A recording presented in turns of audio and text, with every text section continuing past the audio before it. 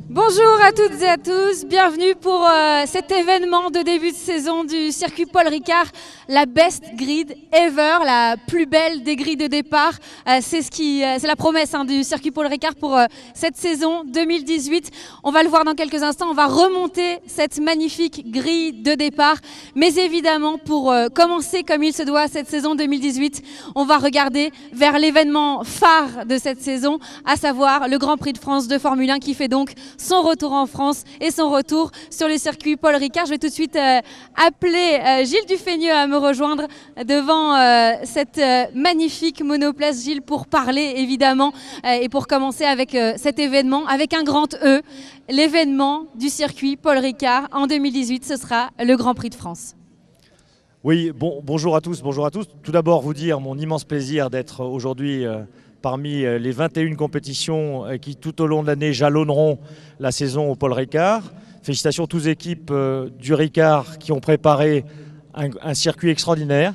On a pu le voir la semaine dernière avec le président du GIP, avec Christian Estrosi. On a remonté là aussi tout le circuit. On a vu ces nouvelles améliorations, son nouveau dessin. Je crois qu'on aura un circuit tout à fait propre et magnifique pour accueillir la Formule 1 le 24 juin.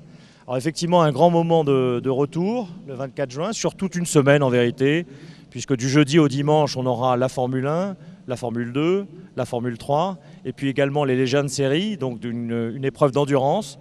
Et finalement, dans un spectacle qui sera très polymorphe, avec des animations, des concerts, des shows aériens, un grand moment glamour et populaire pour tous ceux qui redécouvriront la Formule 1 en France à l'occasion du retour du Grand Prix de France. Les ventes se passent très bien, c'est ce que je voulais dire aussi aujourd'hui. Près de 60% des billets ont été d'ores et déjà vendus. Donc finalement, une réaction populaire extrêmement positive, une attente très forte. Et puis un certain nombre de surprises qui vont arriver. Les hospitalités à partir de la semaine prochaine, dans 10 jours en vérité, pour pouvoir là aussi, pour les sociétés, pour les groupes d'amis, réserver là aussi un accueil un peu plus large que la place simple en enceinte générale ou en tribune. Et puis un peu plus tard encore, on aura les campings et puis l'annonce du grand concert de clôture du Grand Prix. Le Grand Prix cette année sera couru à 16h10 le 24 juin. C'est une originalité et je pense que ça va nous permettre aussi d'élargir et d'étendre toute la journée de festivités en ce dimanche d'été quasiment. Bon alors Gilles, vous nous disiez à l'instant, vous avez fait le tour du circuit la semaine dernière, c'est ce qu'on appelle réceptionner des travaux, ces travaux du circuit Paul Ricard qui continuent, qui se poursuivent, pas seulement sur la piste, mais également pour accueillir au mieux ce Grand Prix de France de Formule 1, pour accueillir aussi les spectateurs. Comment justement vous allez vous adresser à ces spectateurs qui vont venir en masse assister à ce Grand Prix de France de Formule 1 en juin prochain? Tout d'abord, le circuit va être assez transfiguré, parce que vous voyez aujourd'hui 5000 places de tribune sur la ligne de départ, mais au total il y aura 51 000 places de tribune, une quinzaine de tribunes à travers tout le circuit, dans 3 catégories, or, argent et bronze, et qui permettront là aussi à un plus grand nombre d'assister au circuit dans des conditions tout à fait formidables. Et puis également une enceinte générale, les fans apprécient beaucoup cette possibilité de faire le tour du circuit, de pouvoir cheminer aux différents virages, aux différents points de contact un petit peu importants. Les fans connaissent bien là aussi finalement le spectacle va se passer. On a fait le tour du circuit la semaine dernière avec Yannick Dalmas. On l'a fait il y a quelques temps avec un certain nombre de nos jeunes grands pilotes français. Et je sais que Charles Leclerc va nous rejoindre tout à l'heure. Alors il est monégasque, mais il est presque de chez nous. Et tous soulignent là aussi le spectacle qu'il y aura sur la piste. Voilà. Et puis alors autour du circuit, de gros efforts pour accueillir dans de très bonnes conditions, c'est-à-dire avec des accès dédiés, très bien étudiés avec les services de l'État, des parkings en grand nombre, des campings, je le disais tout à l'heure, et puis tout autour de l'événement majeur qu'est la Formule 1, effectivement, des animations sur le circuit qui permettront aux familles, aux visiteurs de passer un très bon moment.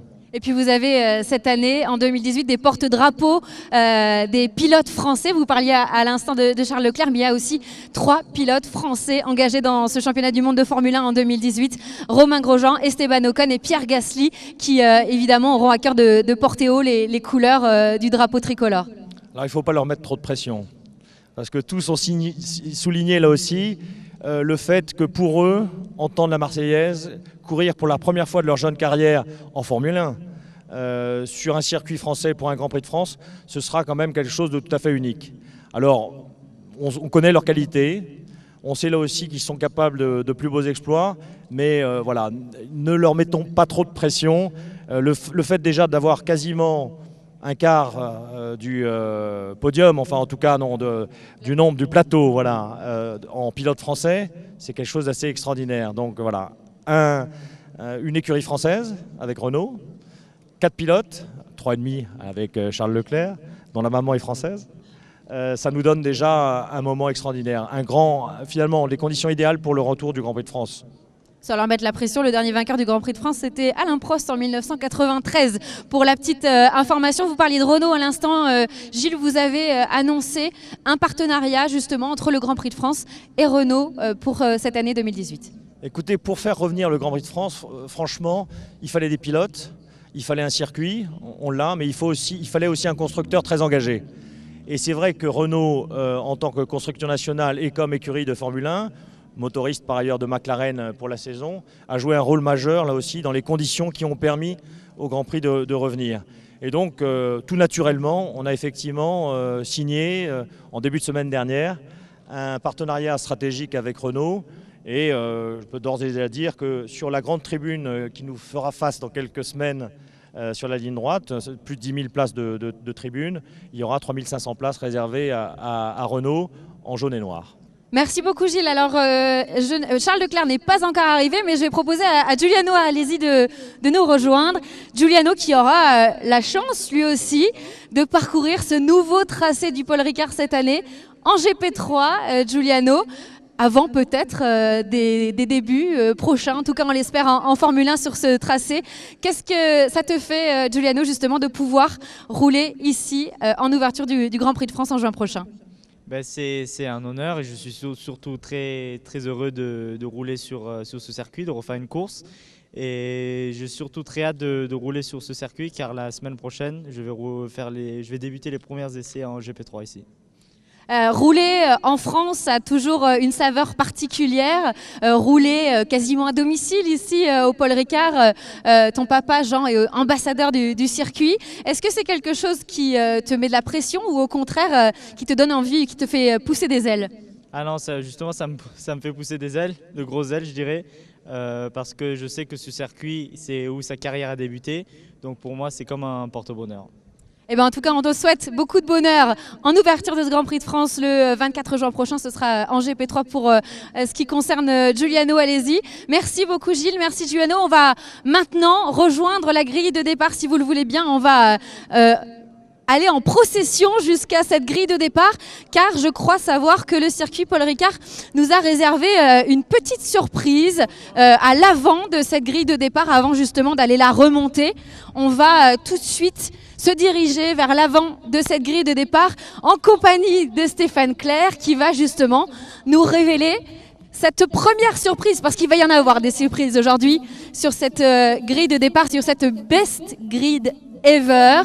Mais le circuit Paul Ricard nous réserve une exclusivité que nous allons découvrir dans quelques instants.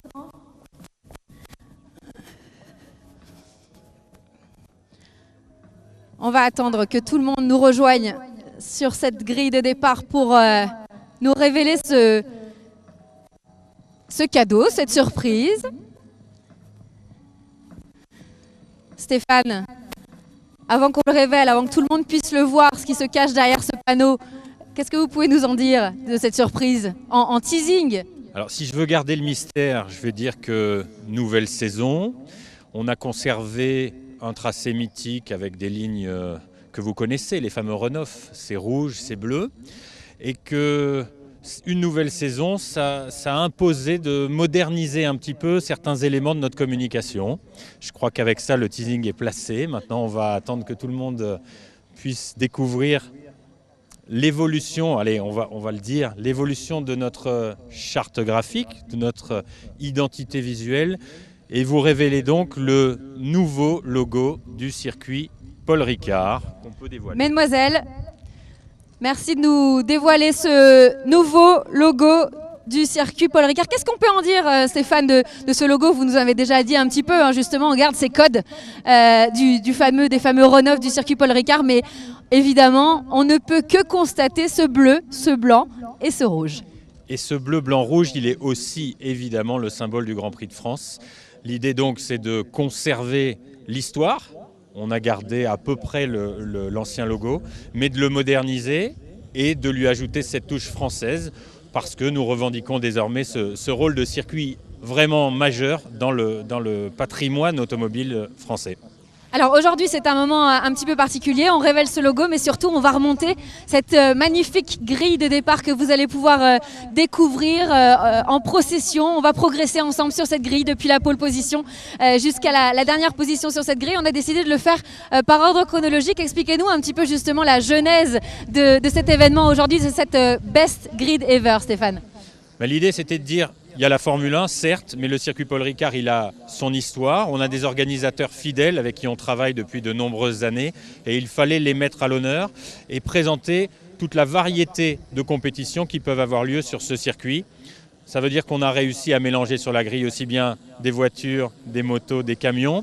Et à l'intérieur de chacune des disciplines, je dirais qu'on a un panorama extraordinaire de ce que représentent les sports mécaniques en France.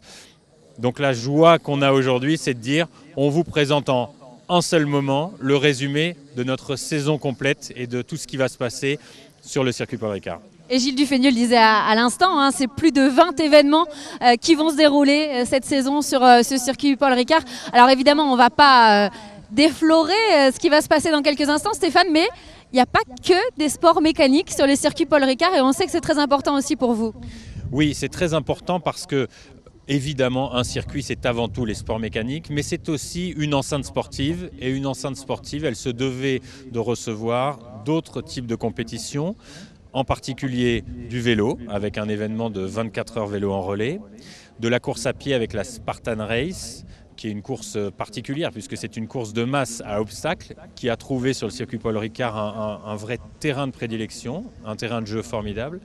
Et puis, pour s'entraîner avant ces différentes compétitions, eh bien, tous les mois, on donne rendez-vous à ceux qui pratiquent le vélo ou la course à pied pour, en soirée, venir profiter du tracé. On a un magnifique bitume, on a l'éclairage et puis une ambiance musicale qui sera assurée. Donc c'est l'occasion de découvrir le circuit autrement et de fouler la piste que les grands champions, de Formule 1 en particulier, vont parcourir. On va lancer cette best grid ever dans quelques instants. Stéphane, qu'est-ce qu'on peut vous souhaiter pour cette saison 2018 ici au circuit Paul Ricard? Si on peut garder le ciel bleu qu'on a aujourd'hui, quelques degrés de plus, et ce sera formidable. Merci beaucoup Stéphane, je vais vous proposer tout de suite de commencer à remonter cette grille de départ. Et évidemment, qui dit grille de départ, dit safety car, dit medical car, dit leading car. C'est bien ces autos qu'on trouve à l'avant des grilles de départ. Alors je vais me frayer un petit chemin pour m'approcher justement de ces véhicules et je vais demander à Sacha Farkas de me rejoindre parce que Sacha, on les découvre ces autos avec Jean Alési au volant qu'on va aller voir dans quelques instants. Bonjour Jean. Et on va se retourner pour parler du partenariat entre Audi France et le circuit Paul Ricard. C'est un partenariat important, c'est un partenariat qui dure, Sacha. Et évidemment, j'imagine que c'est une grande fierté d'avoir ces autos à l'avant de cette grille de départ. Oui, bien sûr. Ça fait quasiment 10 ans qu'on écrit une histoire commune, qu'on partage des valeurs et on est tout particulièrement ravis d'être là aujourd'hui avec cette belle flotte.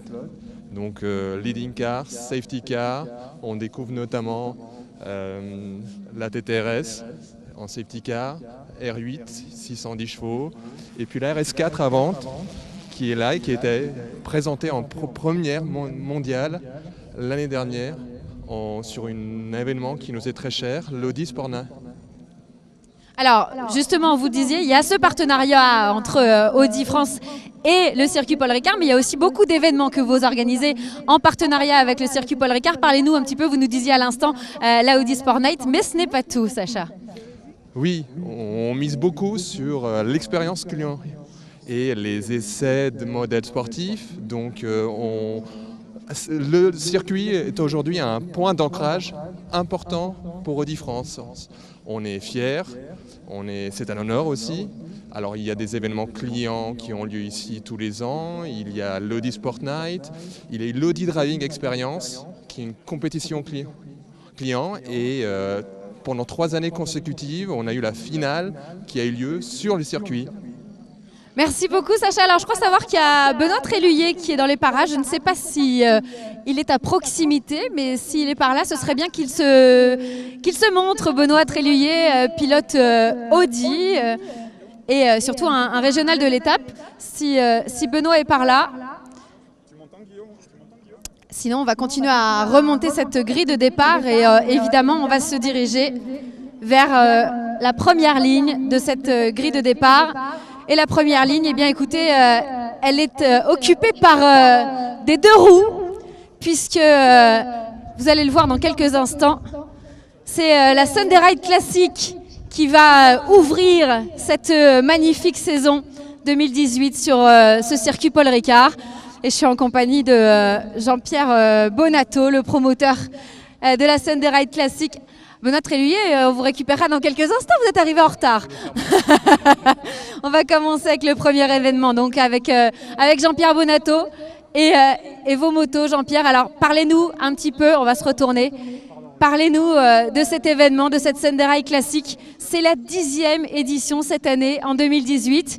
10 ans, une fidélité absolue au circuit Paul Ricard. Je crois savoir que vous êtes ici depuis la réouverture du circuit à la compétition. Absolument, on a fait partie de la réouverture du Paul Ricard en mars 2009. On est revenu sur les mêmes dates pour la 10e édition, donc on est 24-25 mars effectivement. Alors parlez-nous justement de la Sunday Ride Classic. Qu'est-ce que c'est? Qu'est-ce qui s'y passe? Je crois qu'il se passe beaucoup de choses et vous avez aussi pas mal de nouveautés aussi en 2018. Oui, en fait c'est une évocation du sport moto sur différentes générations. Ça recoupe l'histoire du circuit. On parle des années 70 et on vient jusqu'à aujourd'hui. On a des motos 2, on a des motos qui roulent réellement en Grand Prix aujourd'hui qui sont présentes. On a et d'un côté des collectionneurs jusqu'à des motos très sportives actuelles et d'un autre côté un certain nombre de compétitions qui recoupent aussi toutes les époques. L'une des nouveautés cette année, c'est la réintroduction d'une course d'endurance le samedi soir où on fait une nocturne. Et je crois savoir aussi qu'il y aura du trial cette année, du trial classique. Stéphane Clair le disait tout à l'heure, c'est une enceinte sportive. C'est quelque chose que j'avais en tête depuis un moment. On a pu le faire cette année. Oui, en plus, à l'envers, on met des motos lentes, ce qui est l'opposé d'une action circuit, sur des obstacles avec de l'équilibre et c'est du trial. Bon, évidemment, tous les ans, on le sait, c'est un rendez-vous, cette Sunday Ride Classic, pour beaucoup de pilotes, des anciens très grands pilotes, mais aussi des très grands pilotes actuels. Alors, faites-nous un petit peu l'article, Jean-Pierre, parce que je crois savoir que vous avez beaucoup de stars qui viennent à la Sunday Ride Classic. On ne va pas lister tout le monde, mais dans les internationaux, Freddie Spencer, Wayne Gardner qui revient pour la première fois. Et c'est un petit clin d'œil puisqu'il y a eu un gros affrontement Gardner-Christian Saron en 88. Donc on va rejouer la partie de revanche 30 ans plus tard. Du coup, Wayne Gardner va venir avec son fils, qui est un des pilotes du team Tech 3. C'est pour ça qu'on a une moto Tech 3 qui est ici. On a Wes Cooley, qui est un pilote californien qui a roulé en 78, qui n'est jamais revenu en Europe. Et on va par exemple citer également Olivier Jacques. Olivier qui vient quasiment plus qu'à la Sunday Ride Classic et qui vient tous les 3-4 ans. Il se fait rare, mais il a envie.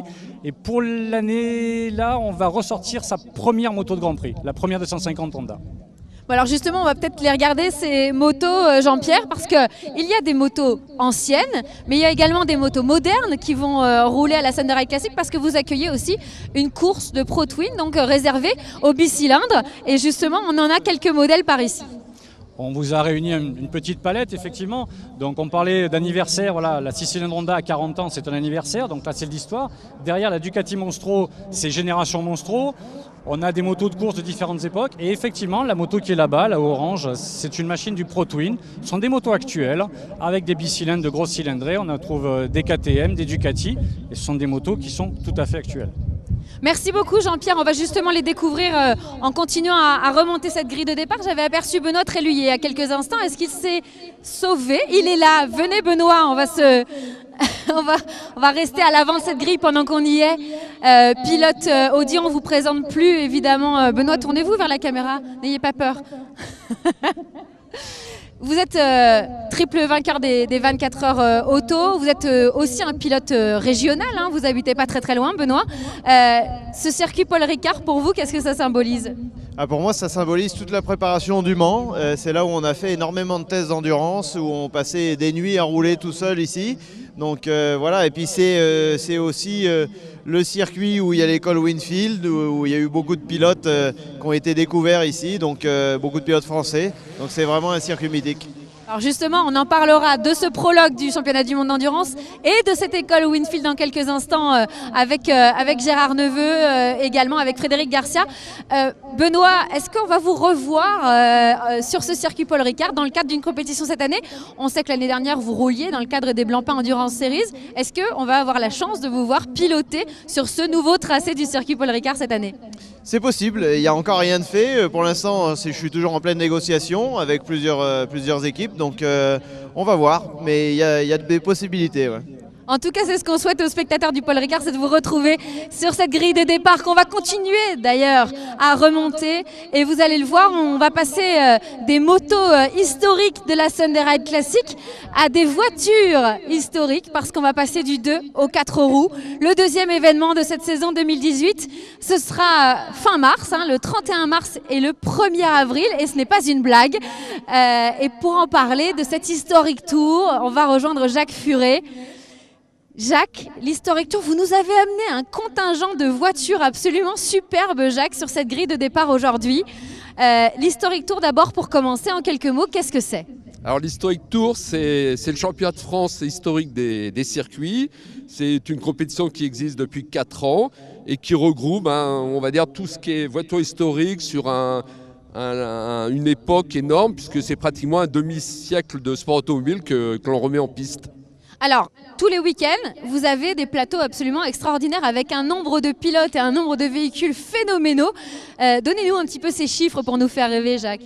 Alors, c'est vrai qu'on a toujours beaucoup de monde. Au Paul Ricard, par exemple, en moyenne, c'est 350 voitures, pilotes. Donc, c'est vrai que on ratisse large et donc il y a vraiment toujours beaucoup de monde. Alors, le circuit Paul Ricard accueillera l'épreuve inaugurale de cet Historic Tour millésime 2018. Vous avez donc commencé la saison sur ce tout nouveau tracé, Jacques ? Voilà, on aura le privilège effectivement d'entraîner la piste qui accueillera le Grand Prix de France. Et ce sera pour nous le premier des 7 meetings de l'année. Alors pour les spectateurs, il y a un point important, Jacques, l'entrée est gratuite. Et alors sincèrement, entre la piste et les paddocks, il y a des véhicules magnifiques à venir voir rouler, voir exposer. C'est quand même un moment extraordinaire pour les spectateurs. Oui, tout à fait. Et puis encore une fois, l'Historic Tour, on essaie vraiment de remettre en action tous les types d'autos. Donc c'est des protos, des monoplaces, des GT. On retrouve vraiment tout ce qu'a pu courir depuis une 50aine d'années. Alors, si vous le voulez bien, Jacques, je vais vous proposer qu'on remonte un petit peu cette grille ensemble parce que je crois que vous nous avez amené la bagatelle de 9 autos aujourd'hui qui représentent quand même pas mal de vos plateaux. Si on peut détailler assez rapidement les autos que vous nous présentez aujourd'hui, il y a des formules Ford d'ailleurs. Voilà, alors là on a une première ligne avec 2 formules Ford, des formules Ford du challenge, formules Ford historiques, voilà, qui sont des autos des années, début des années 70. Et des autos qui ont aussi qui ont eu des passés, qui ont été conduites par de grands pilotes, notamment celle-là, qui n'a pas été conduite par Ayrton Senna, mais qui reprend exactement la déco et qui est le type exact de la Formule Ford que pilotait Ayrton Senna. Eh bien, on va continuer justement à remonter après ces formules Ford. Qu'est-ce que vous nous proposez sur cette deuxième ligne Historic Tour, Jacques ? Alors là, on a 2 types d'autos encore complètement différents. À gauche, une Lotus Elan, c'est le challenge AZAV Racing 65. Donc là, c'est des GT, des tourismes des années 60, même des années 50 pour les plus anciennes. Et là, à droite, on a un proto Tiga. Là, c'est un plateau qu'on appelle la Sport Proto Cup, où là, on retrouve un petit peu tout ce qui est barquette, sport prototype, pareil, des années 70, des années 80. Alors on va avancer un petit peu parce qu'on va découvrir des autos qu'on connaît bien, qu'on a vu beaucoup circuler sur les routes de France et du monde, avec à gauche une 205 et une Mini à droite, Jacques. Voilà, alors la 205, c'est un plateau que l'on a inauguré l'an passé, qui s'appelle la Youngtimer GTI Cup. Et voilà, donc la 205 GTI, c'est vraiment la voiture emblématique pour ce genre de compétition. Là, pareil, l'idée, c'est de remettre toutes les petites GTI, de pouvoir leur permettre de refaire de la compétition. Et on va continuer cette remontée de grille, toujours en compagnie de ce magnifique plateau de l'Historic Tour millésime 2018. Une Porsche sur ma gauche et à droite, c'est quoi, une F3, Jacques? Alors voilà, une F3, le trophée F3 classique, c'est marqué dessus. Là, c'est une voiture qui a été pilotée par Olivier Grouillard à l'époque. Donc c'est des F3 des années 80, début des années 80. Et à gauche, c'est une Porsche GT2, donc une très belle auto qui, elle, court dans le trophée GT classique. Voilà. Et Jacques, pour résumer, cet Historic Tour donne lieu à 2 titres de champion de France, FFSA, 2 titres de champion de France historiques, expliquez-nous. Voilà, on a découpé le championnat en 2 grandes catégories pour que le maximum de pilotes aient leur chance de décrocher le titre. Donc on a les GT, les touristes d'un côté et tout ce qui est monoplace proto de l'autre. Et tout ça réparti sur 10 plateaux différents. Donc rendez-vous pour l'Historic Tour, ce sera le 31 mars et le 1er avril. Merci beaucoup Jacques. On va continuer à remonter cette grille et vous allez voir à quel point elle est diverse, cette grille de départ. On vient de voir ces véhicules historiques à l'instant et on va tout de suite rejoindre Gérard Neveu pour parler dans quelques instants du prologue du championnat du monde FIA WEC. Gérard, venez me rejoindre devant cette magnifique Ferrari. On a Olivier Beretta au volant, à qui on va peut-être tendre notre micro. Olivier, venez nous rejoindre. C'est mis au chaud. Gérard, sous le soleil du circuit Paul Ricard. Le prologue, ce sera les 6 et 7 avril prochains. On va se retourner vers la caméra. Ce sera le prologue de cette Super Season, Gérard. Pour ceux qui ne savent pas ce que c'est que la Super Season, expliquez-nous en quoi ça consiste. Ça correspond à une époque de l'endurance, c'est-à-dire qu'on va inverser la position des 24 heures du Mans dans le calendrier et on va placer les 24 heures à la fin de la saison comme ultime épreuve, ce qui a du sens, puisque c'est la plus difficile, la plus grande. Et donc pour procéder à ce changement, on a organisé une super saison qui va démarrer au Castellet, avec le prologue 6-7 avril et qui se terminera 1 an et demi plus tard, le 19 juin, aux 24 heures du Mans. C'est ce qu'on appelle de l'endurance pour le coup. C'est une saison d'endurance. Il va falloir être endurant entre avril 2018 et juin 2019. Gérard, un plateau magnifique. On le sait, vous l'avez annoncé il y a quelques jours à peine lors d'une conférence de presse. Un superbe plateau pour ce prologue du FIA WEC. Oui, c'est un très joli plateau avec 3 catégories très bien représentées. On aura 10 LMP1, un combat David contre Goliath. On aura la Toyota hybride emmenée par Fernando Alonso, Buemi, Kobayashi et Gian-Maria Lopez. Toute une ribambelle de pilotes extraordinaires. Et puis il y aura en phase 2 8 voitures privées avec des moteurs non hybrides qui vont essayer de décrocher le Graal et de faire déjouer les pronostics. En LMP2, il y aura 7 voitures avec les 3 châssis représentés, Oreca, Dallara et la Ligier. Et puis ensuite en GTE, c'est aussi un championnat du monde. On en a d'ailleurs un bel exemple ici avec la Ferrari 488, la GTE donc. En GTE, on aura 5 constructeurs pour un titre.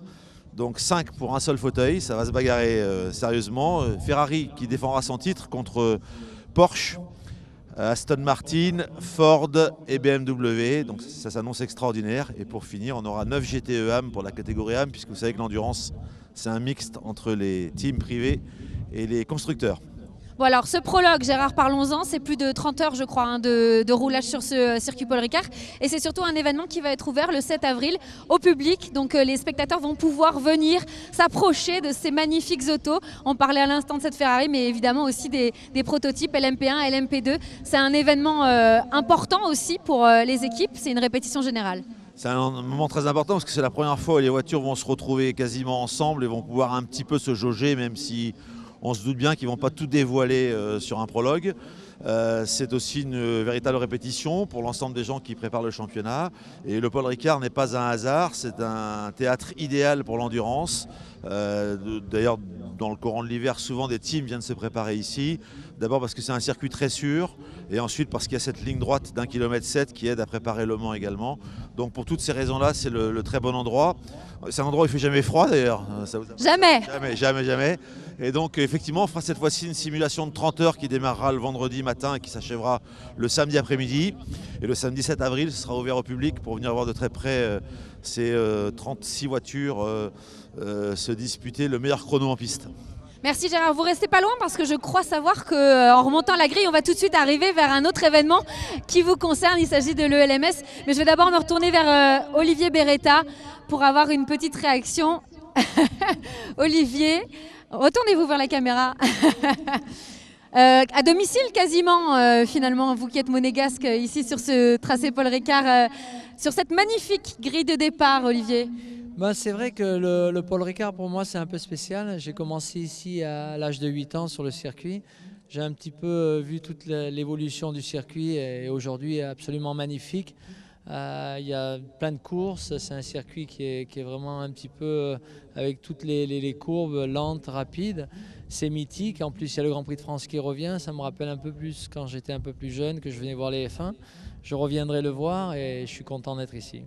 Et vous serez là, vous aussi, les 6 et 7 avril prochains pour le prologue, puisque vous serez au départ de cette super season du FIA WEC, Olivier. Oui, tout à fait. Le WEC, cette année, a fait un championnat sur 2 ans. Et pour moi, c'est une super idée. Il y a 2 24 heures, il y a de belles courses. Et en plus, on va venir ici faire les premiers essais avec les nouvelles voitures. Et c'est toujours un peu spécial, c'est pas très loin de la maison. Et c'est un circuit que j'apprécie avec énormément de souvenirs. Je fais toujours la même route, même si maintenant la route est plus rapide. Mais c'est toujours sympa de venir ici. Merci beaucoup Olivier, on vous souhaite une super saison qui démarrera donc à partir du 6 avril ici par le prologue. Merci Olivier et Gérard Neveu va nous rejoindre pour poursuivre la remontée de cette grille. Après une Ferrari GTE, Gérard, on va retrouver un Proto LMP3 et une GT3.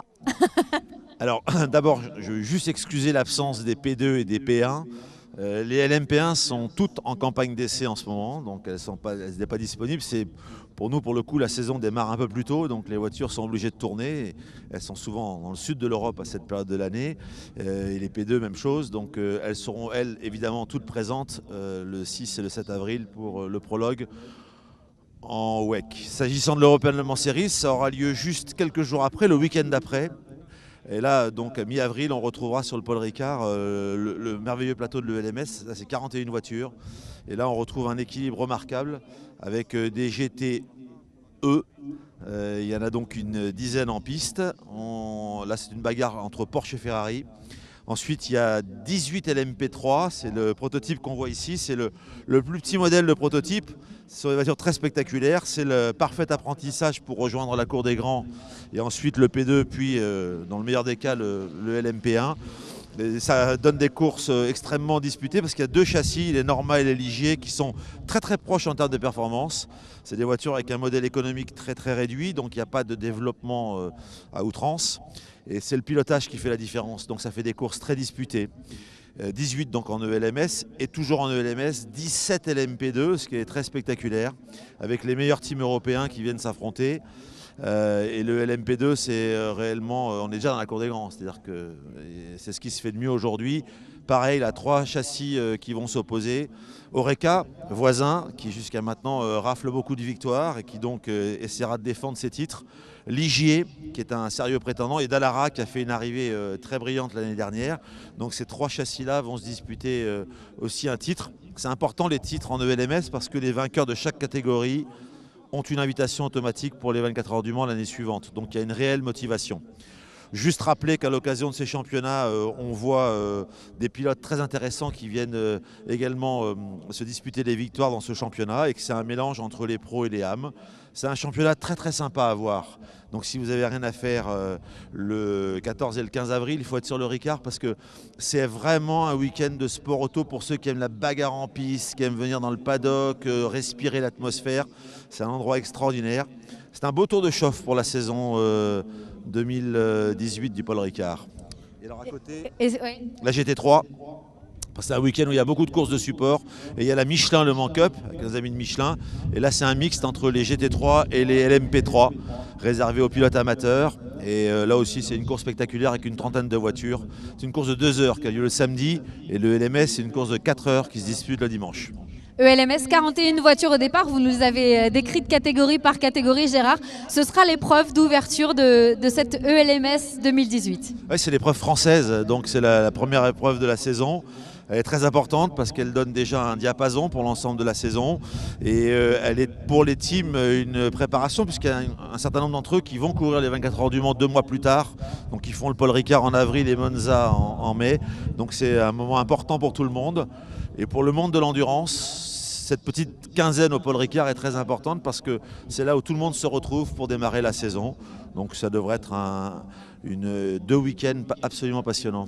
Donc si vous aimez l'endurance, ce sera les 6 et 7 avril pour le prologue du WEC et le 14 et 15 avril pour la première manche de l'European Le Mans Series. On en profite pour remercier l'équipe du Ken qui nous a amené ces 2 véhicules, Gérard, et puis également à F Corset pour cette magnifique 488 GTE. On va poursuivre cette remontée de grille. Qui a froid? Pas moi. Et on va se diriger vers l'école Winfield, qui a une grosse actualité à l'école Winfield en ce moment. Frédéric, merci beaucoup. Frédéric Garcia, merci de nous donner de votre temps parce qu'on sait que vous êtes très très occupé en ce moment. On va se retourner pour se mettre un petit peu face au soleil, histoire de se réchauffer comme on le peut. Alors Frédéric, cette Winfield Racing School, elle est renaquie en 2016. Et là, vous êtes vraiment dans tout ce que l'école Winfield a été avant, dans la détection, mais pas seulement. Alors en fait, effectivement, aujourd'hui, c'est le lancement du nouveau volant Winfield. Donc comme le disait Simon Delautour, le directeur de l'école Winfield historique, on est la Winfield du 21e siècle. Donc on relance le volant sous un format qui n'a rien à voir avec ce que c'était à l'époque. On a 18 jeunes entre 14 et 17 ans. Avant, il fallait avoir 18 ans et le permis. Donc ça met un petit peu le type de différence. Et qui vont donc concourir jusqu'à mercredi. Et mercredi, on en sélectionnera 3 pour la finale, puis 1 qui remportera le volant et qui sera engagé en championnat de France F4 pour la saison 2018. Oui, alors ce jeune pilote, il va avoir un budget qu'on peut considérer quand même comme très important aujourd'hui. Vous disiez une saison de F4, le budget que ce pilote remportera, il se monte à combien ? On est à peu près à 230 000 € TTC pour toute la saison, puisqu'il y a la saison au championnat FFSA Academy, plus tout l'encadrement Winfield, avec le management, le coaching, etc. Donc voilà. Et ça, c'est une grosse activité qu'on relance. Mais depuis donc 2016, on a toute la partie événementielle, et notamment avec le partenariat avec Chronosport F1 Team, sur le driving F1. Et on a la chance de faire rouler les E20 de 2012. Et sur les 2 châssis, on a une voiture qui a gagné Abu Dhabi avec Kimi Raikkonen et le fameux Leave Me Alone, I Know What I'm Doing.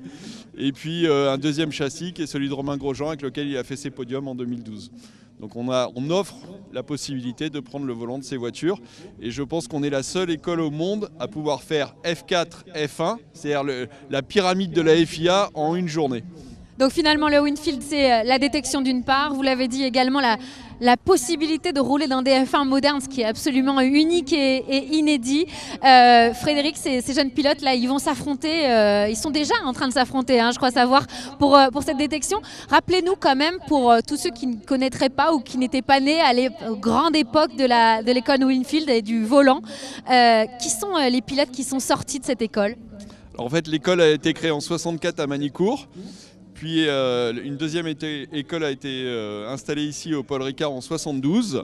Et le palmarès est juste incroyable puisque sur les, on va dire, un peu plus de 30 années d'exploitation de l'école, 5 titres de champion du monde, donc les 4 d'Alain Prost et celui de Damon Hill, puisque Damon Hill a fait l'école Winfield. C'est plus de 90 victoires en F1, donc avec Jean Alési, Olivier Panis, Jacques Lafitte. C'est un très très beau palmarès, mais il n'y a pas que la F1. Puisqu'on a aussi 6 victoires au Mans avec Marcel Fassler qui a fait l'école. Donc voilà, il y a un palmarès incroyable et qui couvre, on rigolait, mais il y a eu plus de 30 pilotes issus de l'école qui sont arrivés en F1 en 30 ans d'exploitation. Donc c'est quasiment un pilote par an, quoi. Et il y a eu des finales mémorables, celle à laquelle Jean Alesi a participé. Le vainqueur, c'est Éric Bernard. Le deuxième, c'est Jean Alesi. Et le troisième, c'est Bertrand Gachot. C'est juste pour vous donner le niveau de l'école à l'époque, quoi. Bon, la tâche va être lourde pour vous en tout cas dans ces 2 prochains jours, Frédéric, pour sélectionner justement ce volant Winfield pour la saison 2018. On le retrouvera en championnat de France F4 et on le retrouvera sur ce circuit Paul Ricard. Ce sera au mois d'octobre, on en parlera un petit peu plus tard, mais ce sera effectivement en octobre. On pourra voir le volant Winfield, le lauréat du volant Winfield évoluer ici. Ça serait juste incroyable que le volant Winfield 2018 remporte le championnat F4 à la dernière course ici au Paul Ricard. C'est tout le mal qu'on vous souhaite. En tout cas, merci beaucoup Frédéric pour cette Winfield Racing School. On va continuer à remonter cette grille de départ et on va s'intéresser maintenant à un événement magnifique. C'est le Tour Auto Optique 2000. Vous n'avez pas trop froid, Patrick Peter? Comme tout le monde, mais on est content d'être là. Bon, et ben nous on est content de vous recevoir parce que c'est un événement superbe qui aura lieu le 27 avril, une date unique évidemment puisqu'il s'agit d'un Tour de France automobile. Expliquez-nous justement, Patrick, en quoi consiste le Tour Auto et qu'est-ce qui va se passer surtout sur ce circuit Paul Ricard le 27 avril. Le Tour Auto Optique 2000, c'est l'évocation du Tour Auto qui a vécu ses meilleures années dans les années 50, 60 et début 70. Donc toutes les voitures qui participent sont des modèles qui ont participé à l'époque. Et pour cette année particulièrement, on part tous les ans de Paris, mais on arrive alternativement sur le sud-est et sur le sud-ouest. Et quand on vient dans le sud-est, on vient systématiquement chez vous. Donc on passera le vendredi 27 avril avec, je ne sais pas, mais on va partir en tous les cas avec 240 voitures de Paris. De 1951 jusqu'à le milieu des années 75. Donc toutes les grandes marques, Porsche, Jaguar, Ferrari, etc. Et cette année, un hommage particulier aux marques italiennes disparues, Oscar, Siata, Italia, Autobianchi, des petites voitures, mais généralement très belles. Et je pense qu'on en aura une bonne quinzaine. Alors évidemment le Tour Auto c'est un mélange on va dire Patrick de route, de rallye routier on va dire, de régularité et puis également de parcours sur circuit. Oui, il y a des parcours de liaison comme pour tous les rallyes avec des épreuves spéciales et la particularité du Tour Auto c'est d'avoir des circuits, on va faire 4 circuits cette année. Vous serez le dernier circuit et le lendemain on arrivera à Nice et on va j'ai avec moi Harry Vatanen qui va être l'un des ouvreurs avec François Chatriot sur BMW. Alors une BMW moderne en tant qu'ouvreur, mais il y aura aussi des BMW anciennes comme celles qui sont devant nous là. Avant de donner la parole à Harry, évidemment, pour parler de ce Tour Auto 2018, une dernière question, Patrick. Ce Tour Auto 2018 sur le circuit Paul Ricard, ce sera un événement magnifique avec des personnalités. Alors on parlait d'Harry Vatanen il y a quelques instants, mais c'est un monde entier d'amoureux de véhicules historiques qui se rejoignent de tous horizons, des passionnés, des stars, des personnalités un peu moins connues. Oui, on a des collectionneurs qui viennent du monde entier. Je crois qu'on a un peu plus de 20 nationalités représentées. Donc on a des gens qui viennent de très loin. On a des gens qui viennent d'Argentine, de Hong Kong, des États-Unis, etc.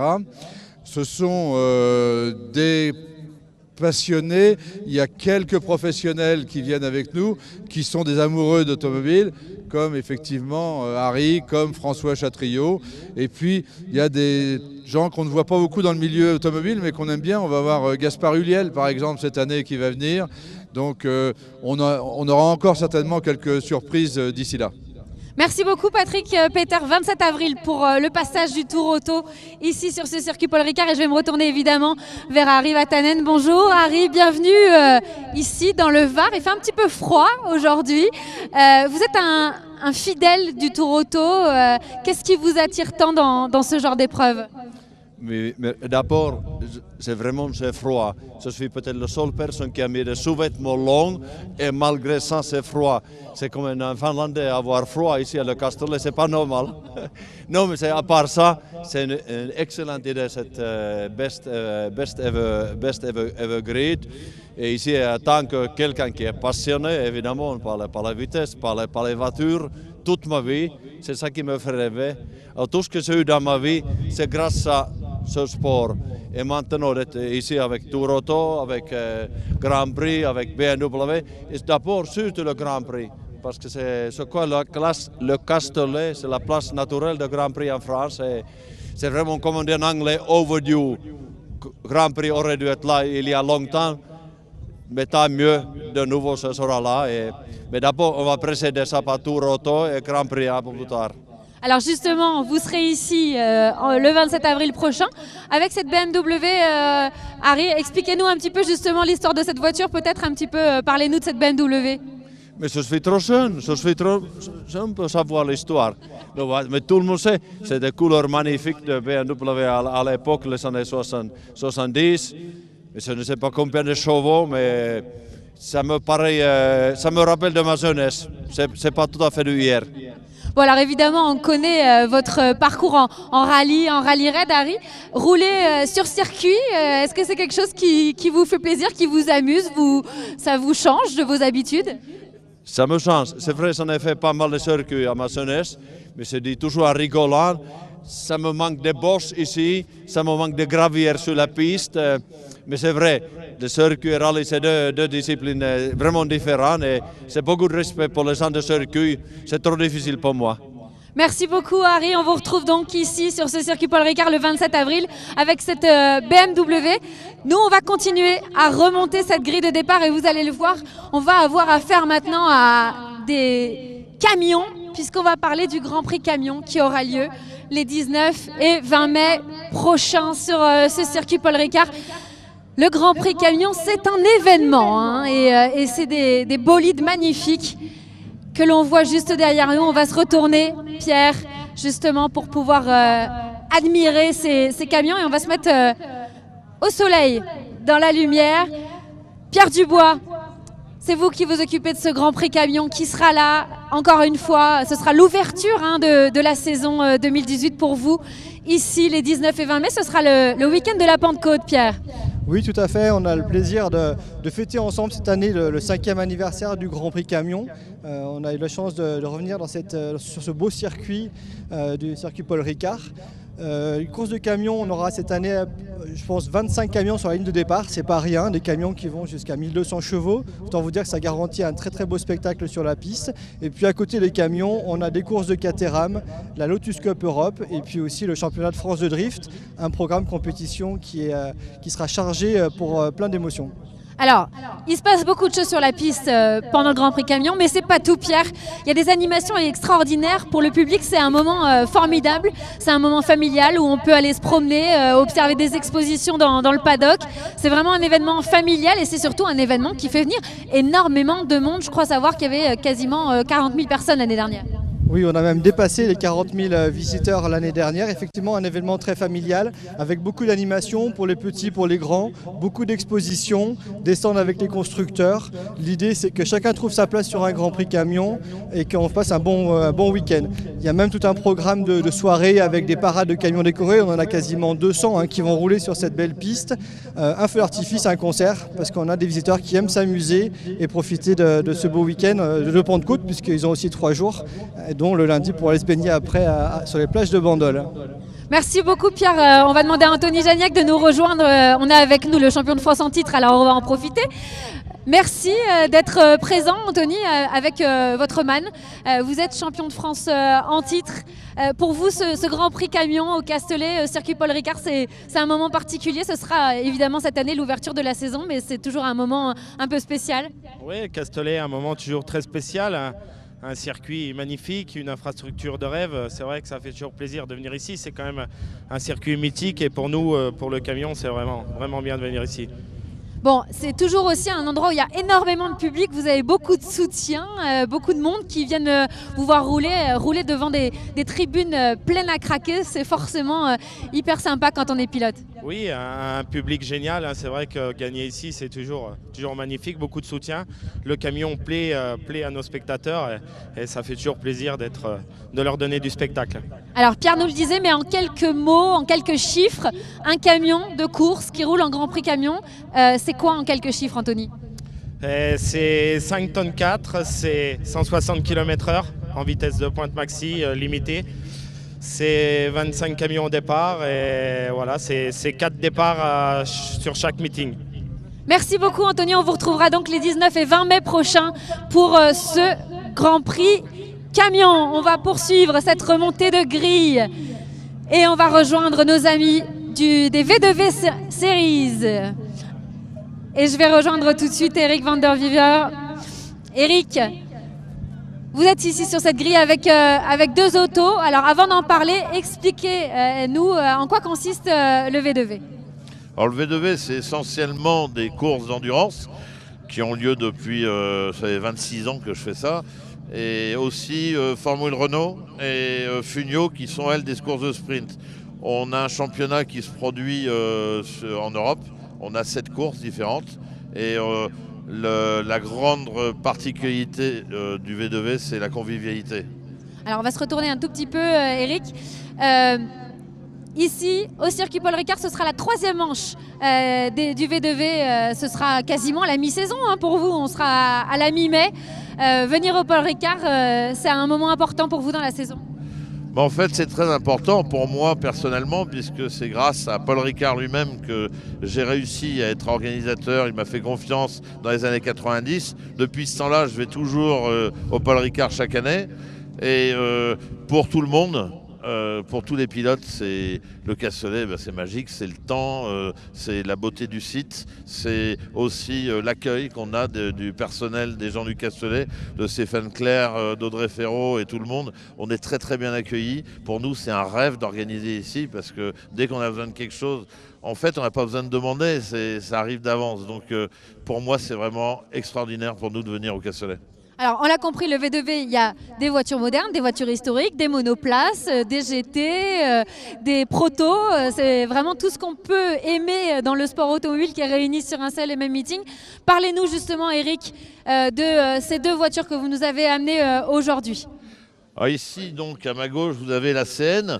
C'est un prototype donc, qui fait 570 kg pour environ 260 chevaux, 270, des voitures très rapides. Des voitures qui sont idéales pour apprendre à piloter en endurance. C'est des courses de 6 heures ou de 4 heures, mais on a déjà fait 12 heures et plus. Idéal pour apprendre l'endurance, idéal pour aller après en MP3 ou en MP2. La preuve, c'est qu'il y a énormément de pilotes du LMS qui viennent de chez V2V.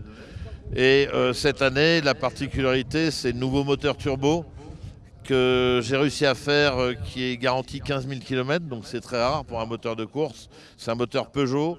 Je pense que ça va renouveler donc la discipline du CN. Et en plus, c'est un moteur nouvelle génération, donc qui pollue moins, qui est petit, mais qui donne beaucoup de puissance. Je pense que les pilotes vont aimer. Merci beaucoup, Eric. Rapidement, en quelques mots, parce qu'il faut que le chrono tourne. Rapidement, cette voiture sur ma droite. Alors la dernière solution F, donc c'est la Phoenix. C'est la voiture d'ailleurs que je vais piloter avec mon ami Stéphane Porquier, parce que j'organise, mais je pilote aussi, c'est amusant. La Phoenix, c'est une voiture qui sera homologuée en GT national. C'est une voiture qui est toute en carbone, avec un châssis tubulaire, un V8 7 litres qui fait 580 chevaux. Bref, une voiture qui est idéale pour commencer la course automobile sur des voitures très rapides et qui reste à un prix raisonnable puisqu'elle est à 200 000 € quand on sait que les autres GT sont plutôt à 700 et compagnie. Voilà.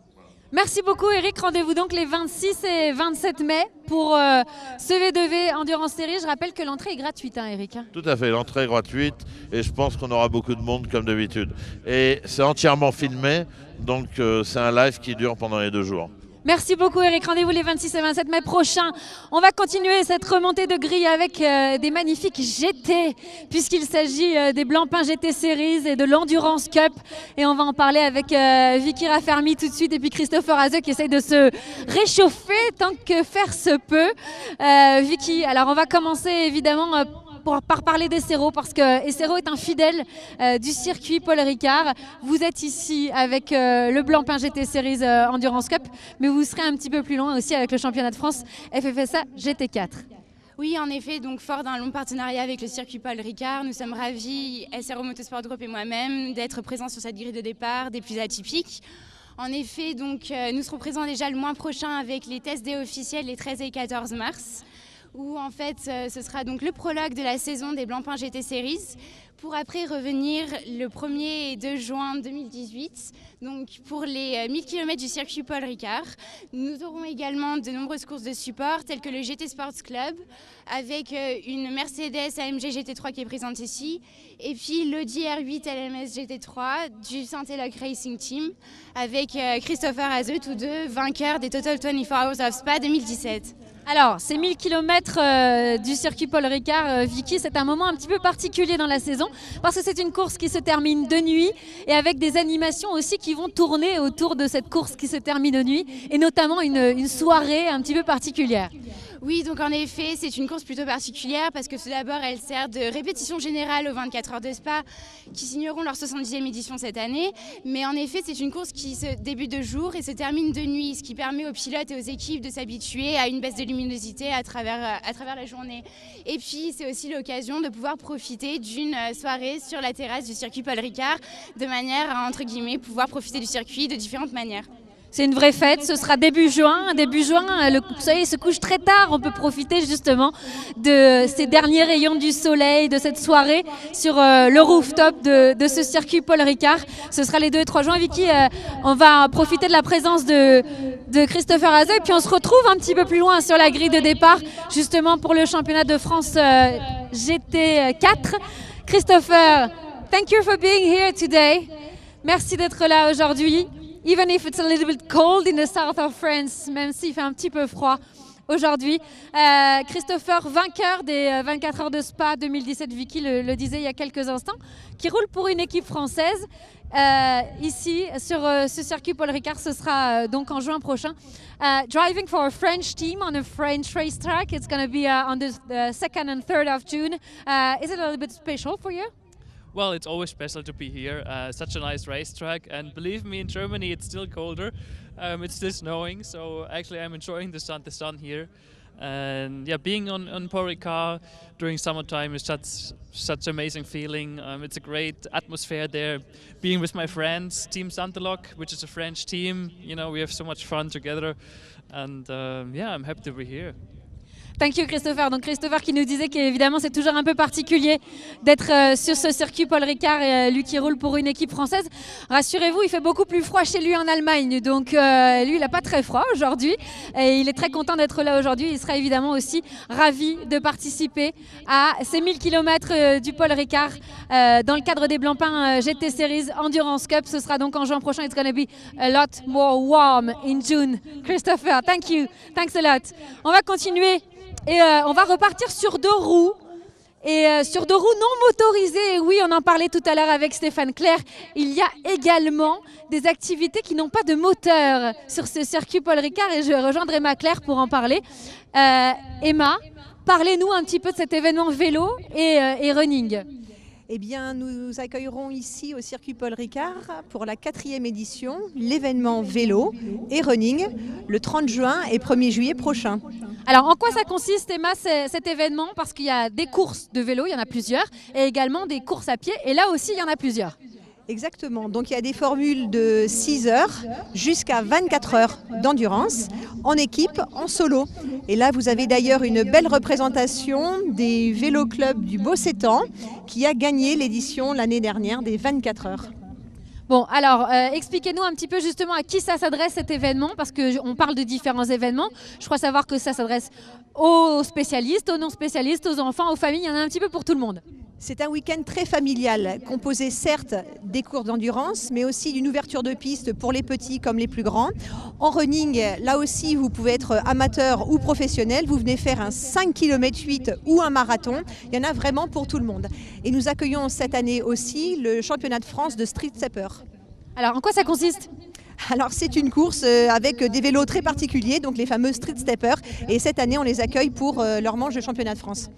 Merci Emma. Alors on continue avec vous parce que c'est pas tout, hein, parce qu'il y a cet événement vélo et running, vous le disiez, qui aura lieu, c'est en juin, c'est ça ? 30 juin, 1er juillet. Mais le week-end juste après le Grand Prix de France de Formule 1. Voilà, donc vos runners et vos cyclistes pourront justement parcourir cette piste juste après les Formule 1. Il y aura du grip, hein, messieurs, vous pourrez en profiter pour mettre un peu d'angle dans les virages. Et Emma, c'est pas tout, hein, parce qu'il y a également d'autres événements, et là c'est tout au long de la saison. C'est la Sunset Bike et la Sunset Run. Expliquez-nous aussi le concept, c'est un petit peu un moyen aussi de préparer cet événement vélo et running. Exactement, là ça s'adresse vraiment à tout type de participants qui ont envie de s'entraîner pour l'événement vélo ou running ou simplement venir profiter de la piste 3 heures en soirée. Donc la première Sunset Bike débutera le 5 mars prochain, donc en soirée, la piste s'ouvre pour les cyclistes, et ensuite le 29 mars ce sera la Sunset Run by Sport 2000 qui laissera la piste libre à tous les runners de tout niveau, et d'ailleurs je t'invite, toi la runneuse, à venir participer à ce bel événement. Et alors dites-vous bien que le Paul Ricard ça a l'air plat comme ça, mais ce n'est pas plat.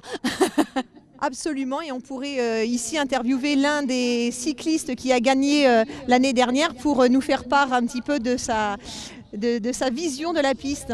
Ouais, alors on va aller les voir dans quelques instants. Juste pour terminer, on disait mars à octobre, donc les rendez-vous de la Sunset Bike et de la Sunset Run. Ça s'appelle pas Sunset Bike et Sunset Run pour rien, c'est donc à la tombée de la nuit, hein, au moment du coucher du soleil.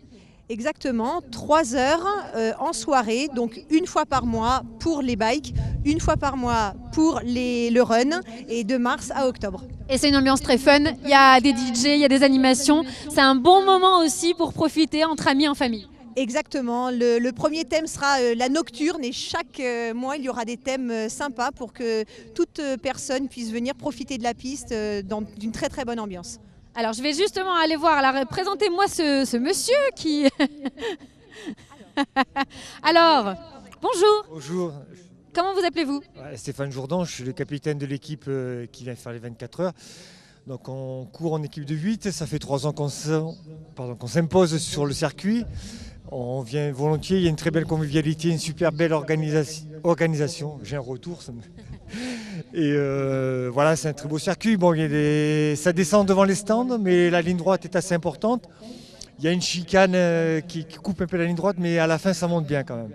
On en parlera avec les pilotes moto. Pour eux, ça va beaucoup plus vite que pour vous dans la ligne droite. Et lui, c'est un peu moins besoin de pédaler, mais c'est différent. Merci beaucoup. Et évidemment, on se donne rendez-vous en juin, 30 juin, justement, pour l'événement vélo et running sur ce circuit Paul Ricard. On continue notre remontée de grille. On est bientôt arrivé à la fin de cette grille. On va retrouver Patrick Peter. Parce que Patrick... On ne va pas vous voir une fois, mais on va vous voir 2 fois. Retournez-vous. On est avec Gérard Larousse aussi. Bonjour Gérard. Pour un deuxième événement, justement, organisé par Peter Auto sur ce circuit Paul Ricard. Ce sera un petit peu plus tard, ce sera après l'été, ce sera début septembre, mais c'est toujours l'été au circuit Paul Ricard, même en septembre, sauf aujourd'hui. Parlez-nous justement de ces 10 000 tours du circuit Paul Ricard, enfin 10 000 tours du Castellet, Patrick. Alors ce sera le 31 août, 1er et 2 septembre, donc vraiment à la fin de l'été. C'est une épreuve qu'on a lancée il y a, je crois, 6-7 ans, qui connaît un beau succès. On a, pour la dernière fois en 2017, je crois qu'on a eu un peu plus de 300 voitures. Et on aura cette année 8 plateaux avec des voitures des années 50, 60 et 80. Une nouveauté avec un plateau de Porsche 2 litres qu'on lance cette année, qui a priori va connaître beaucoup de succès. Je pense qu'on va avoir une bonne quarantaine de voitures. Des groupes C, des Formule 2, des prototypes, des GT, etc., etc. Alors justement, il y en a une ici, je crois, de Porsche 2 litres. Gérard Larousse, c'est vous qui allez la piloter? Je pense que Olivier Rastide va m'inviter à la piloter. Je crois que cette course aura beaucoup de succès parce que c'est fantastique de conduire ces voitures qui sont des années 70, 65, 70. 66 et dernière, donc vraiment c'est comme ça que j'ai d'ailleurs commencé à recourir en voiture historique, c'est grâce à l'organisation de Patrick Peter, et cette année je me réjouis parce que je vais faire le Mans classique. Alors ça c'est encore plus formidable, et il y a une course de Porsche en ouverture et je vais la faire avec la voiture que je conduisais au Tour de France, au Tour Auto 1970. Ça, ce sera en juillet et vous serez ici, donc en septembre aussi pour ces 10 000 tours du Castellet. J'espère, oui, sûrement, parce que ici le circuit Paul Ricard c'est un must. Et moi j'ai fait la première course au circuit Paul Ricard à l'époque avec Ebroto 2 litres. Donc c'est formidable de se retrouver là encore. Et on vous verra au Grand Prix de France ? Oui, bien sûr. Bien sûr. Merci beaucoup Gérard, merci beaucoup Patrick. Et rendez-vous les 1er et 2 septembre pour les 10 000 tours du Castellet. On va rejoindre des pilotes moto qui n'ont pas froid, ils n'ont jamais froid parce qu'ils ont l'habitude de rouler la nuit. Et on va rejoindre les pilotes du Bol d'Or. Alors on va d'abord donner la parole à Sophie Casanova. Bonjour Sophie, directrice présidente des éditions des organisations La Rivière. Pour parler de cet événement moto de la rentrée, ce sera à la mi-septembre, du 14 au 16 septembre ici au Paul Ricard. C'est le Bol d'Or bien entendu. Le Bol d'Or qui a fait son retour il y a quelques années avec un succès énorme. Exactement, donc là cette année ce sera la 4e édition. On est revenu donc ravis sur les circuits Paul Ricard puisque c'est vraiment le circuit qui a marqué l'histoire du Bol d'Or. Et on a retrouvé un public passionné qui aujourd'hui vient nombreux à la fois pour l'événement sportif puisqu'il y a 3 courses d'endurance dont le Bol d'Or qui est la course d'ouverture du championnat du monde et également une fête populaire puisque le Bol d'Or c'est avant tout la fête de la moto, la fête des motards avec beaucoup de contenu, d'animation tout au long du week-end. Alors justement, vous le disiez, un public qui a répondu présent en nombre depuis ce retour sur le circuit Paul Ricard. C'est évidemment le circuit historique du Bol d'Or. Et pour cause, parce que vous leur proposez aussi autour de cette course qui dure 24 heures, beaucoup de choses, beaucoup d'animations, des concerts, de quoi aussi de temps en temps un peu sortir la tête de la course. Oui, les spectateurs peuvent venir dès le jeudi, donc ça fait plus de 3 jours sur le circuit. Et comme c'est une course de 24 heures de nuit, on amène vraiment du contenu de l'animation tout au long des 3 jours avec différents villages. Un village moto principal, un village vintage, un village enfant pour que les gens viennent en famille. Beaucoup d'animations, que ce soit du sport mécanique, mais aussi des concerts, une fête foraine. Et les gens ont vraiment de quoi s'occuper en parallèle des courses pendant tout le week-end. Ils peuvent à la fois suivre sur les écrans géants, dans les tribunes, ce qui se passe sur la piste, mais aussi de profiter de toutes les animations. Et aujourd'hui, je pense qu'on peut même parler d'un vrai salon de la moto qui s'est installé au Bol d'Or avec les nombreux constructeurs qui sont présents maintenant. Merci beaucoup Sophie. On va donner la parole à Randy Depigné qui nous fait la gentillesse de sa présence aujourd'hui. Randy qui a fait ses débuts récemment en endurance, c'était au Bol d'Or justement, c'est une épreuve un petit peu particulière après une très longue carrière en Grand Prix. Randy, qu'est-ce que ça symbolise pour vous le Bol d'Or et le Bol d'Or au Paul Ricard bien sûr? Pour moi, c'est vrai que le Bol d'Or, c'est le Castellet. J'ai participé à mon premier Grand Prix ici en 98. Mon père a fait des podiums au Bol d'Or.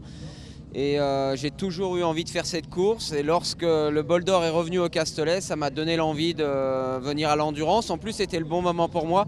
Donc tout s'est bien combiné. Je ne le regrette pas. C'est toujours un événement important. J'adore le tracé, la région. Et j'aimerais vraiment le remporter. J'ai fini 2e pour ma première participation. L'an dernier, on a cassé alors qu'on dominait. Donc la 3e, ça sera peut-être la bonne. On dit toujours jamais 203. Espérons que la 3e soit la bonne, Randy. Ce sera en septembre, on l'espère sous le soleil, comme ça a été le cas les années précédentes. Ce Bol d'Or 2018. Quel est l'endroit du circuit qu'on préfère? Est-ce qu'il y a des moments particuliers dans une course de 24 heures où on préfère être sur la moto, Randy? Des moments particuliers, ça non, c'est vraiment chacun pilote. Moi j'aime bien la nuit, c'est quelque chose que j'ai découvert. Et ensuite le circuit, j'adore Signes, le Bosset, tous les endroits rapides. Ensuite il y a cette fameuse ligne droite du Mistral qui est un moment où on peut vraiment se reposer, même si on est à 330 km/h. Voilà, j'aime ce tracé. J'espère que la modification du tracé laissera ce circuit vraiment toujours aussi sympa. Oui, alors parce qu'il y a une petite modification effectivement pour des raisons de sécurité à Bandor. On a profité justement de refaire ce circuit Paul Ricard pour la Formule 1 justement pour aussi faire des aménagements en ce qui concerne la moto. Vous allez le découvrir bientôt justement, Randy. Alors que les moteurs sont en train de démarrer, je pense que bientôt l'évacuation de la grille va sonner. Merci beaucoup Randy, on vous laisse vous casquer, on va continuer notre remontée de grille. Randy qui roulera donc pour le SRC Kawasaki de Gilles Staffler. On va continuer et là on va retrouver des gens qui sont en forme. Olivier Castelli, est-ce que vous êtes réchauffés vous les amis de la Spartan Race? Ouais, on n'a jamais froid. Donnez-nous un petit peu vos trucs parce que moi je suis gelé, retournez-vous. Le froid c'est une information, voilà. Donc il suffit simplement de se mettre dans un état d'esprit, être prêt à affronter les éléments, voilà, c'est un peu ça l'esprit Spartan. Alors la Spartan Race, ce sera le 6 octobre et donc vous n'aurez pas peur ni du froid ni de la pluie si c'est le cas. Expliquez-nous justement ce que c'est et ce que vous nous avez amené aujourd'hui. Là, il y a des pneus partout. Bah oui, on voulait représenter un petit peu ce qu'est la Spartan Race. Donc c'est une course à obstacles. C'est un mélange de trail et avec des obstacles, donc des palissades, des charges à porter, des obstacles d'équilibre, de mémorisation aussi. Donc ça fait appel un petit peu à toute la motricité du corps, l'intelligence. Voilà, c'est un petit peu ce qu'étaient les Spartans dans la Grèce antique. Et aujourd'hui, on essaye d'amener ça, populariser une nouvelle discipline sportive pour que les athlètes sortent un petit peu du quotidien seulement en running. Et ça prend beaucoup en Europe, dans le monde. On est pratiquement à 1 million de participants en 2018 dans plus de 35 pays. Voilà, donc c'est un vrai phénomène de société et vous pouvez voir ici qu'on a une vraie communauté qui nous suit et qui est adepte Adepte des burpees a priori. Oui, puisque sur chaque obstacle, si jamais vous ratez l'obstacle, vous êtes pénalisé de 30 burpees. Donc c'est vraiment amener les gens aussi à se motiver pour améliorer leur technique, pour passer les obstacles. Sinon, comme vous pouvez le voir ici, ils sont obligés de faire des burpees, c'est pas le plus agréable. Il y a des gens qui aiment ça, a priori moi un peu moins. Il y a plusieurs courses justement qui sont organisées dans le cadre de cette Spartan Race au mois d'octobre pour différents publics, pour qu'on soit débutant ou un peu plus expert. Voilà, on est sur différents formats de course, donc ça va du sprint 6 km au beast qui fait 20 km ici au circuit Paul Ricard. Mais après voilà, on est dans plusieurs destinations en France, en Europe. Et on aura les championnats d'Europe à Morzine cette année. Et le 17 mars, on sera au Stade de France aussi. Merci beaucoup Olivier Castellion. On vous laisse continuer à vous échauffer parce qu'il va falloir doubler les motos et les voitures qui sont juste devant nous. Allez, on va continuer cette remontée. On a bientôt terminé de remonter cette best grid ever. Et on va retrouver Vicky Raffermi avec le championnat de France FFSA GT4 Vicky avec une voiture qu'on découvre finalement aujourd'hui, cette nouvelle Audi qui va rouler en GT4 cette saison. Ce sera les 13 et 14 octobre sur le circuit Paul Ricard et puis avant cela évidemment tout au long de la saison du championnat de France. Oui, donc nous avons l'occasion de découvrir la nouvelle Audi R8 LMS GT4 qui fait ses débuts ici et qu'on retrouvera également pour la grande finale du championnat de France FFSA GT les 12 et 13 octobre. Donc voilà, on est ravis, on a énormément de constructeurs qui s'impliquent de plus en plus dans la série GT4, donc notamment la nouvelle Audi, mais également Mercedes qui sera présent dès l'année prochaine en championnat de France FFSA GT. Alors qu'est-ce qu'on peut déjà dire sur ce plateau? Je crois savoir qu'il y a de plus en plus d'inscrits. L'année dernière, qui était une année inaugurale, Vicky, avait déjà beaucoup d'autos sur la grille de départ. Qu'est-ce qu'on peut dire sur cette saison 2018? Écoutez, la saison 2018 se présente comme étant des plus prometteuses. L'année passée, nous avions en moyenne 32 voitures par grille de départ. Nous avons de nouvelles équipes qui s'impliquent dans le championnat, de nouvelles surprises à annoncer très prochainement et nous pensons avoir une année 2018 qui se veut des plus alléchantes. Et donc, ce sera la finale, ce sera au circuit Paul Ricard et on espère qu'on aura des champions de France qui seront titrés lors de cette finale. Ce sera les 13 et 14 octobre prochains. Puis il y a évidemment, avec ce championnat de France FFSA GT4, toutes les courses support qui vont avec le championnat Vicky, avec une petite nouveauté aussi cette année avec le Boss GP. Oui, exactement. Donc nous allons aussi avoir non seulement les monoplaces de la Formule 4, mais également le Boss GT qui nous permettra de voir des monoplaces d'hier et d'aujourd'hui. Nous allons avoir également l'Alpine Europa Cup qui sera présente parmi nous en Blancpain GT Series et qui rejoindra le championnat de France FFSA GT à Dijon. Nous allons aussi avoir l'occasion de découvrir le nouveau modèle de la Porsche Carrera Cup France, la Porsche GT3 Cup Challenge Benelux qui nous rejoindra également pour la grande finale du championnat de France FFSA GT. Un beau programme, donc ce sera les 13 et 14 octobre prochains. On s'approche de la fin de cette grille de départ, évidemment, puisqu'on arrive au mois de novembre. Alors vous aurez l'habitude d'avoir froid, puisqu'il fait froid aujourd'hui, les 3 et 4 novembre, Tariq Aïd Saïd, pour parler justement des finales internationales de la Renault Clio Cup. Qu'est-ce que c'est la finale internationale de la Clio Cup ? Alors, en plus du Grand Prix de France, où on sera avec la F1 bien sûr, et la Formule Renault avec le LMS, on a essayé de revenir en novembre. On espère qu'il fera un peu plus chaud quand même, en faisant une grande fête autour de la Clio Cup. On va avoir tous les plateaux internationaux, de l'Espagne à la Chine, en passant par la France bien sûr, l'Italie, l'Allemagne, pour avoir au final sur le circuit du Castellet 120 Clio Cup qui vont d'une part courir pour avoir les titres dans leur catégorie nationale, dans leurs championnats nationaux, mais également prendre les meilleurs de chaque championnat et faire une grande finale internationale pour un peu déclarer de manière non officielle le champion des champions Clio Cup dans le monde. Alors vous l'entendez évidemment, les moteurs sont démarrés parce que dans quelques instants on va assister à un événement un petit peu particulier. Une grille de départ c'est fait forcément pour qu'à un moment on donne le départ, mais nous on va pas donner le départ tout de suite. Cette finale internationale de la Clio Cup, donc les 3 et 4 novembre, plus de 100 autos, c'est un événement hyper important pour vous et on imagine avec des bagarres absolument phénoménales comme on a l'habitude d'en voir au Clio Cup. Alors on sait qu'en Clio Cup c'est toujours des courses très disputées, très intéressantes. Là on va avoir des plateaux de 35 voitures pour la France, 25 pour l'Allemagne. Donc on sait qu'on va avoir des courses absolument extraordinaires sur le même tracé que celui du Grand Prix, avec des bagarres à tous les niveaux. Ça va être assez fantastique sur la piste et hors de la piste aussi, où on veut en faire une grande fête autour de Renault. Eh bien cette fête, ce sera les 3 et 4 novembre. Merci beaucoup Tariq. On va se diriger maintenant vers le dernier événement, la clôture de la saison 2018. Ce sera un événement absolument phénoménal. Et pour en parler, je vais rejoindre Ludovico Facitelli. Vous avez attendu un petit peu dans le froid, mais il faudra vous habituer, Ludovico, parce que je pense qu'en décembre 2018, on peut avoir le même genre de conditions climatiques qu'aujourd'hui. Ludovico, vous êtes le directeur sportif de Rallye Circuit. Rallye Circuit, deuxième édition, ce sera les 8 et 9 décembre prochains sur ce circuit Paul Ricard. Expliquez un petit peu à ceux qui n'avaient pas suivi la première édition de Rallye Circuit il y a 2 ans, en quoi consiste Rallye Circuit. Rallye Circuit, c'est une formule très neuve pour la France. C'est une chose très sympa pour les pilotes et le public.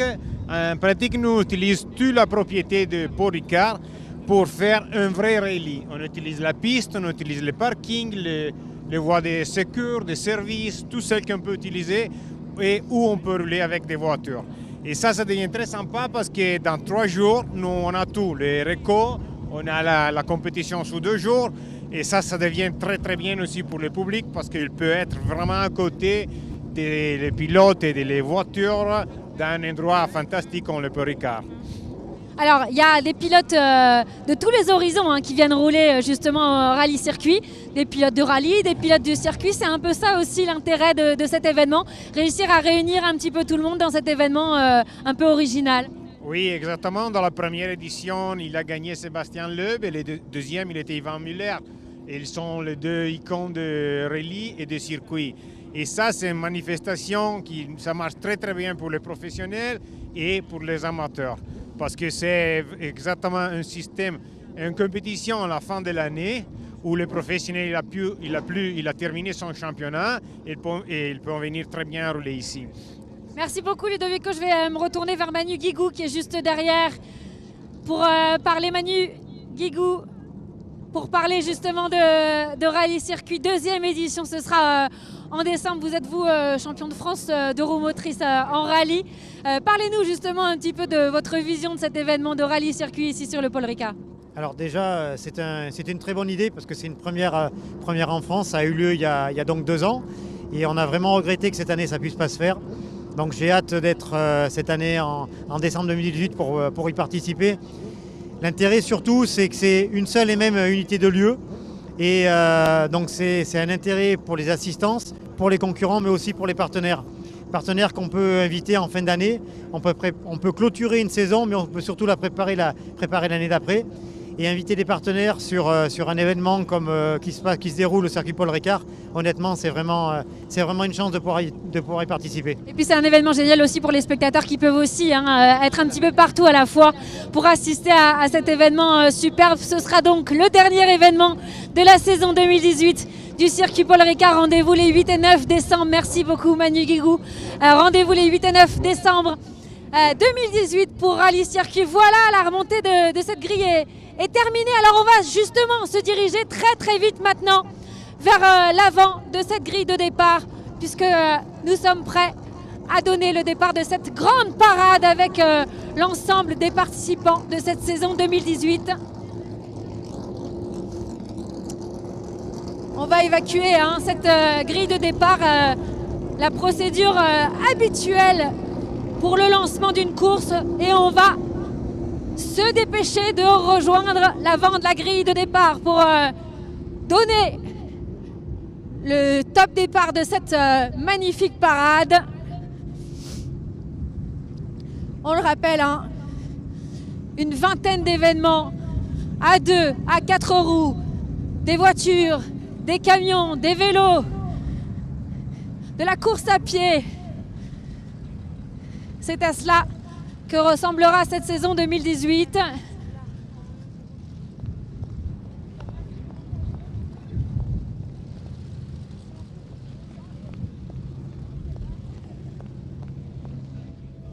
Et on va rejoindre Monsieur Claude Sage qui va dans quelques instants donner le départ. On en profite pour remercier tous les commissaires de ce circuit Paul Ricard qui évolue tout au long de la saison et qui sont là aujourd'hui encore pour nous accompagner dans cet événement.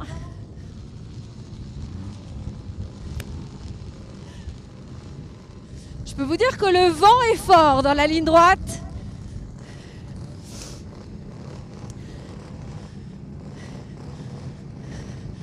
Allez, on arrive au bout de cette grille de départ. Et on va rejoindre Yannick Dalmas alors que le vent est de plus en plus fort, Yannick. Et puis alors il est de face là. Oui, bonjour. Oui. Bon, Yannick Dalmas, vous allez conduire, vous allez être à bord d'une de ces Audi de tête qui va mener justement cette parade. C'est un événement un peu particulier aujourd'hui. Ben oui, je pense que de réunir autant de voitures, autant de véhicules sur les grilles de départ, c'est une première. Et le fait de faire découvrir justement le nouveau tracé, c'est fabuleux quoi. Bon alors c'est quoi le mot d'ordre? Parce que là on a des voitures, des motos, des cyclistes, des coureurs. On sait que la sécurité ça vous tient à cœur, Yannick. Comment on va faire pour gérer tout ce beau monde? Je pense qu'on va rouler à faible allure et c'est surtout une question de démonstration, de prendre du plaisir et la sécurité aussi bien sûr. Merci beaucoup Yannick, on vous laisse retourner à bord et je vais rejoindre tout de suite Monsieur Claude Sage qui est prêt avec son drapeau à l'avant de cette grille. Rapidement Monsieur Sage, avant de donner le départ, un petit mot sur cette magnifique grille de départ 2018. C'est fantastique de faire une chose comme ça, c'est la première fois qu'un circuit fait cela. Et c'est une chose exceptionnelle et je pense que c'est un grand plaisir pour nos clients, non seulement pour le Grand Prix de France, mais pour tous les clients qui viennent ici, de pouvoir participer à cette manifestation. Eh bien, on va pouvoir dans quelques instants lancer cette parade. Le circuit Paul Ricard dans 3 minutes maintenant pour le départ de cette grande parade. On le rappelle donc, le calendrier, cette best grid ever, ça commencera en mars 2018. Et ça terminera en décembre. C'est une magnifique saison qui nous attend. Voilà, avec les Audi, les leading cars qui vont emmener cette parade. Et Monsieur Sage, je vais vous laisser respecter le timing et lancer cette parade.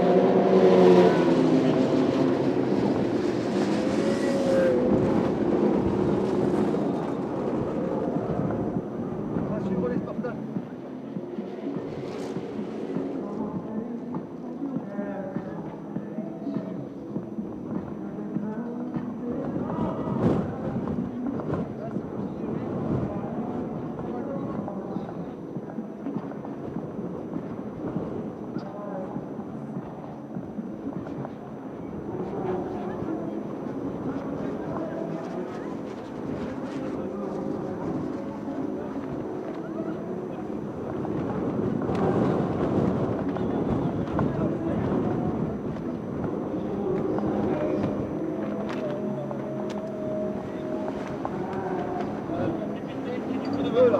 Chope-les-moi, les voitures, bouge ton cul. Ouais, comme ça.